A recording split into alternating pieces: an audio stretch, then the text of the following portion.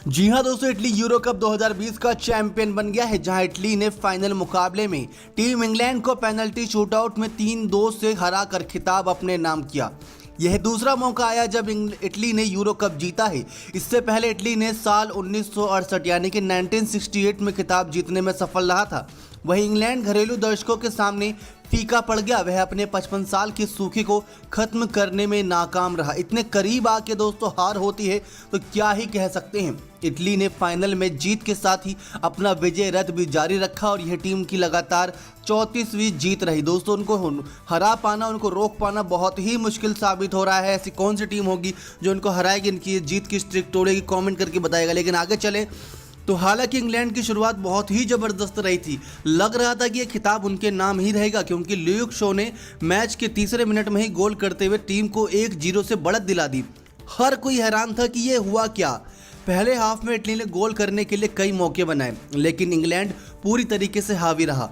फिर इटली की टीम वापसी 67 मिनट यानी कि 67 मिनट में यानी 67वें मिनट में लियोनार्डो बोनुच्ची ने गोल करके कराई।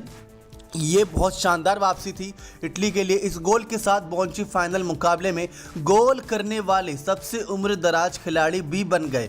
इसके बाद दोनों टीमों की तरफ से कोई भी गोल नहीं हुआ।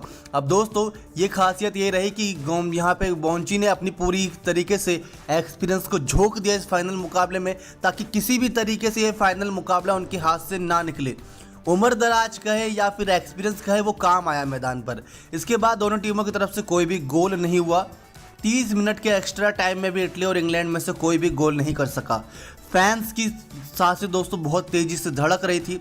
लाखों करोड़ों फैंस इस मैच पर टकटकी लगाए बैठे थे कि क्या होगा। फिर मुकाबला गया पेनल्टी शूटआउट तक, जहां इटली ने इंग्लैंड को चारों खाने चित कर दिया। यह दूसरा मौका रहा जब यूरो कप का फाइनल पेनल्टी शूटआउट से तय हुआ।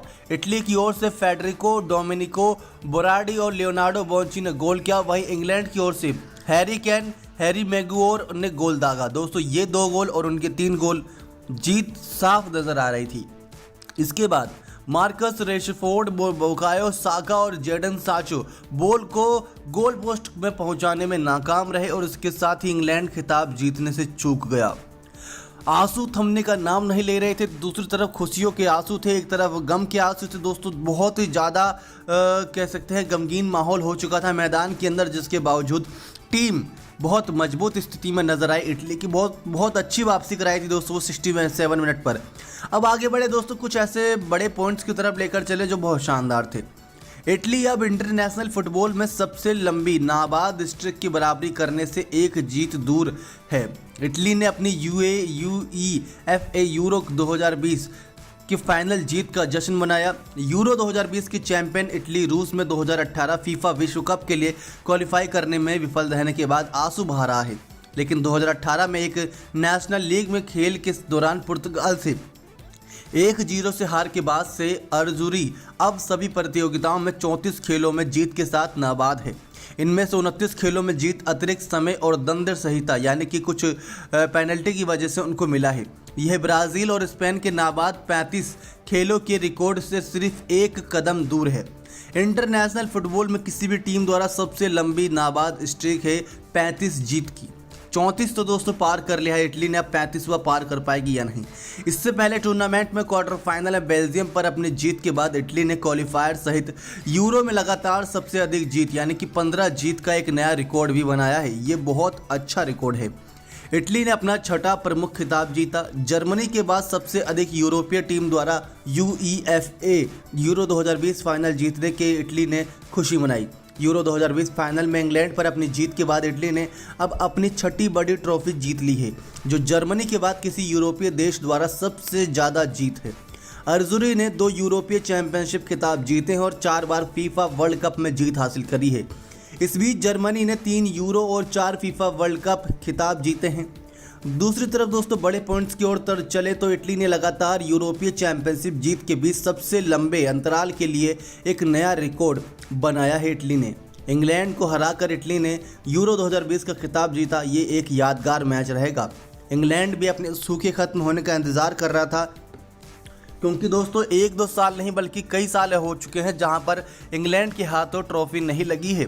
ऐसे में वो फाइनल तक पहुंचा, पहले 3 मिनट में ही गोल दाग दिया उम्मीदें थी कि इस बार जीतेगी इंग्लैंड, लेकिन नहीं जीती। फैंस बहुत नाखुश नजर आए दोस्तों। अब ऐसे में यूरो 2020 फाइनल में इंग्लैंड पर इटली की पेनल्टी शूटआउट जीत के 1968 में अपनी एकमात्र जीत के बाद प्रतियोगिता में अपनी पहली सफलता को चिन्हित किया है। इस प्रक्रिया में अर्जुरी ने लगातार यूरोपीय चैंपियनशिप जीत के बीच सबसे लंबे अंतराल 53 साल के लिए एक नया रिकॉर्ड बनाया है। पहले का रिकॉर्ड स्पेन का था, जिसने अपने पहले 1964 में 44 साल बाद 2008 में अपना दूसरा खिताब जीता था। इटली अब कई यूरोपीय चैंपियनशिप जीतने वाली 4 टीमों में से एक है। स्पेन 3 बार, जर्मनी 3 बार और फ्रांस 2 बार और बाकी सारी अन्य टीमें हैं। लेकिन ऐसे में दोस्तों अभी हमने हाल ही में देखा कि कोपा अमेरिका के दौरान किस प्रकार से यहाँ पर मेसी की टीम ने बहुत ही शानदार जीत दर्ज करी थी। तो कोपा अमेरिका के बाद दोस्तों यहाँ पर यूएफए यूरो 2020 के इस कप के अंदर बहुत शानदार मुकाबले रहे। महामारी के बावजूद भी 60,000 फैंस पूरे मैच स्टेडियम में मौजूद थे और वो देख रहे थे ये मुकाबला, और लाखों फैंस तो सड़कों पर थे। ये बहुत ही शानदार मुकाबला रहा, क्योंकि दोस्तों इंग्लैंड ने शुरुआती बढ़त हासिल की। डिफेंड ल्यूक शो ने 1 मिनट और 57 सेकंड में ही गोल किया। यह यूरो फाइनल का अब तक का सबसे तेज गोल था। अब तक का सबसे तेज गोल दोस्तों इस फाइनल में आएगा, किसी को ऐसी उम्मीद नहीं थी। 1 मिनट 57 सेकंड के अंदर ही गोल दाग दिया था। 67वें मिनट में लियोनार्डो बोंची के उस गोल से भले ही टीम ने वापसी करी इटली ने, लेकिन इंग्लैंड की टीम फिर वापसी करने में नाकाम रही, क्योंकि हैरी केन ने पूरी कोशिश की, सबसे ज़्यादा गोल भी दागे, लेकिन इन सब चीज़ों के बावजूद उसको हार का ही सामना करना पड़ा। दूसरी तरफ दोस्तों कुछ नाखुश कर देने वाली खबरें भी सामने आई हैं। जब जीत के बाद सब जश्न मना रहे थे, तो दूसरी तरफ दोस्तों कुछ लड़ाइयाँ भी हो रही थी मैदान के बाहर दोस्तों, माफ़ कीजिएगा, क्योंकि वेम्बले स्टेडियम के बाहर फैंस ने जो हरकत की वो काफ़ी शर्मनाक है। हार के बाद इंग्लिश फैंस ने इटालियन फैंस को न सिर्फ दौड़ाया बल्कि दौड़ा कर पीटा भी, बल्कि नस्लीय टिप्पणी भी की और इटली के झंडे का अपमान भी किया। ये शोभा नहीं देता दोस्तों। ये खेल है, स्पोर्ट्समैनशिप की तरह ही से लिया जाए तो बहुत अच्छा रहेगा।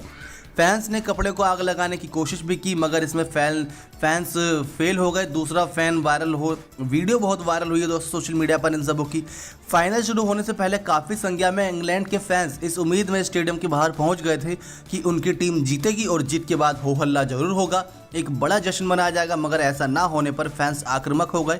इंग्लिश फैंस के इस व्यवहार की पूरी दुनिया आलोचना कर रही है। मैच के दौरान भी उन्होंने सड़कों पर जमकर गंदगी फैलाई, जो साफ वहाँ की सड़कों पर नजर आती है।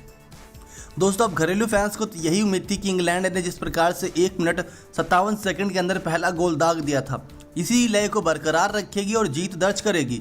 लेकिन किसको पता था कि इटली भी 67वें मिनट में वापसी करेगी, उसके बाद पेनल्टी शूटआउट में इंग्लैंड की टीम पिछड़ जाएगी। सबसे ज़्यादा दिक्कत की बात तो यही रही। अब फैंस का गुस्सा अपनी जगह सही है, लेकिन दोस्तों नस्लीय टिप्पणी यानी कि किसी की जाति पर और किसी देश का अपमान करना ये शोभा नहीं देता। तो दोस्तों ये थी यूएफए यूरो 2020 कप की कुछ जानकारी जो आप सभी को पसंद आई होगी, आशा करते हैं। ठीक इससे 1 महीने पहले 11 तारीख को ये मुकाबला शुरू हुआ था। अब 11 जुलाई को इस मुकाबले का अंत भी हो गया। अब जुड़ते हैं दोस्तों अन्य मुकाबलों के हाईलाइट के साथ। चैनल को सब्सक्राइब कर बने रहेगा हमारे साथ। क्या आपको लगता है इटली डिजर्व करती है? तो कमेंट करके जरूर बताएगा। नेक्स्ट 9 स्पोर्ट्स की रिपोर्ट।